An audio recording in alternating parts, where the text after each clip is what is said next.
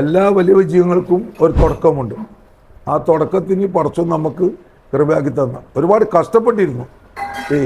ആ കഷ്ടപ്പാടിന് ഇപ്പം മോചിതനായി. വെറും പൈസ സമ്പാദിച്ചിട്ടോ അല്ലെങ്കിൽ കച്ചവടത്തിന് വേണ്ടി ജനങ്ങൾ പിയാനോ കൊടുക്കുന്ന സാധനം 192% വളരെ കണ്ടീഷനായിട്ട് കൊടുക്കുന്നു. പിന്നെ 2% ആൾക്കാർ കംപ്ലൈൻറ്റുമായി. 1974 10ാം ക്ലാസ് SSLC ഫെയിലായതിന് ശേഷം തുടങ്ങിയ ഇടപാടാണ്. ഒരുപാട് സ്ഥലത്ത് പോയിട്ട് ഞാൻ ഹോട്ടൽ തൊഴിലെടുത്തിട്ടുണ്ട്. 50 പൈസ 14 മണിക്കൂർ പണിയെടുത്തിട്ട് എനിക്ക് ശമ്പളം തന്ന സ്ഥലമുണ്ട്. ഇതെല്ലാം കഴിഞ്ഞ് ഞാൻ നാട് വിട്ടുപോയി. നാട് വിട്ട് ബോംബെയിലും കൽക്കത്തയിലും തമിഴ്നാട്ടിലും ഒക്കെ ഹോട്ടൽ ജോലി വില ചെയ്തു.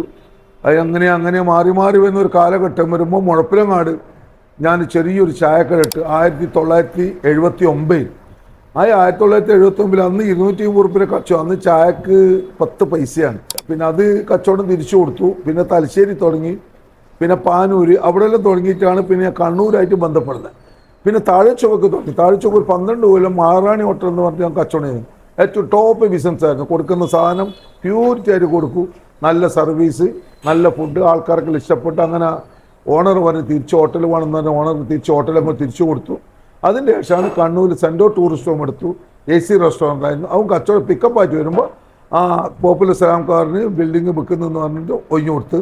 ഒഴിഞ്ഞു കൊടുത്തതിന് ശേഷം മാർക്കറ്റിൽ റോയൽ കഫേ എന്ന് പറഞ്ഞാൽ 5 കൊല്ലം നടത്തിയിരുന്നു.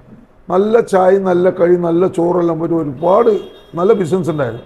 അവിടുന്ന് മുതലാളി പറഞ്ഞ് കച്ചവടം കണ്ടാൽ എനക്ക് ഞാൻ എൻ്റെ മക്കളുടെ എന്ന് പറഞ്ഞു. അങ്ങനെയാണ് ലാസ്റ്റ് ഞാൻ ഈ അറഫ റെസ്റ്റോറൻറ്റ് കാലിമുറി എൻ്റെ 1-2 മുതലാളിമാരാണ് എനിക്ക് സെറ്റാക്കി തന്നത്.